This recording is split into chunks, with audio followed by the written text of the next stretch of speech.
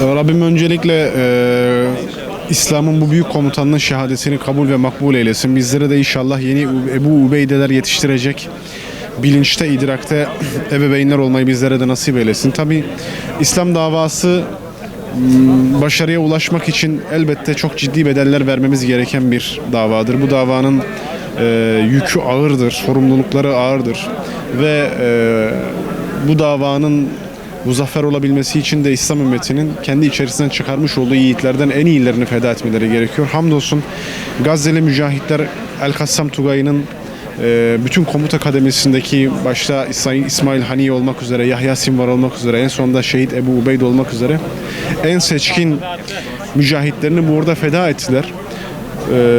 İslam ümmetinin evvela başı sağ olsun, ama biz şuna inanıyor ve iman ediyoruz ki şehitlik ve şehadet bizim için bir kayıp değildir. Bilakis Allah'ın bizlere vermiş olduğu bir lütuftur, bir ikramdır. Esasında o hayatıyla, yaptıklarıyla 2,5 yıldır umudun sönmüş olduğu anlarda televizyon karşısına, ekranların karşısına çıkarak söylediği sözlerle vicdanlara esasında bir sesleniş yaparak bütün umutsuzlukları umuda gark etmişti.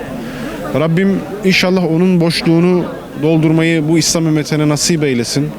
Tabii en nihayetinde de şunu söylemek lazım. Böyle bir kahraman için zaten normal bir ölüm açıkçası yakışmazdı. O şehit doğmuştu, yaşayan bir şehitti ve ömrünün son hatimini de o zalimlerin eliyle şehit düşerek tamamladı.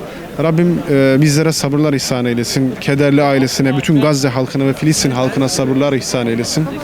Bu ümmet evet bir Ebu Ubeyde kaybetti. Zahiren kaybetti, fakat inşallah Gazze'nin sinesinden binlerce Ebu Ubeyde çıkacaktır. Biz buna inanıyor ve iman ediyoruz. Rabbim tekrardan kardeşlerimizin yardımcısı olsun. Yani ümmet adına konuşacak olursak öncelikle şunu söylemek isteriz.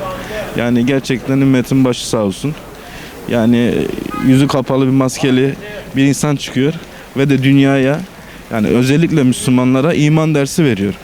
Yani hayatları boyunca hep cihatla mücadele ettiğini sandığımız insanların tam tersi yüzlerini de gördük bu vesileyle. Nasıl derseniz tamamen sosyal bir insan. Bir yanı öğretmen, bir yanı alim, bir yanı cihat. Yani söyleyecek kelimeler aslında kifayetsiz kalıyor burada. Yani tamamen Müslümanın nasıl olması gerektiğini öğreten bir misyon. O yüzden de bundan sonraki süreçte de Ebu Ubeyde'nin isminin devam etmesi de güzel bir strateji aslında. Yani ümmet adına da, Müslümanlar adına da ve de bundan sonraki dünya adına da. Yani öğretmiş olduğu birçok şey var. Allah ondan 1000 kere razı olsun, Rabbim şehadetinde kabul etsin. Ben üzgün değilim. Bir yönüyle üzgün değilim.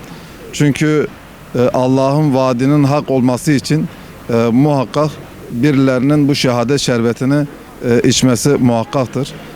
Bu da bunlardan bir tanesi de Ebu Ubeyde'dir. Bir yanıyla üzgünüz.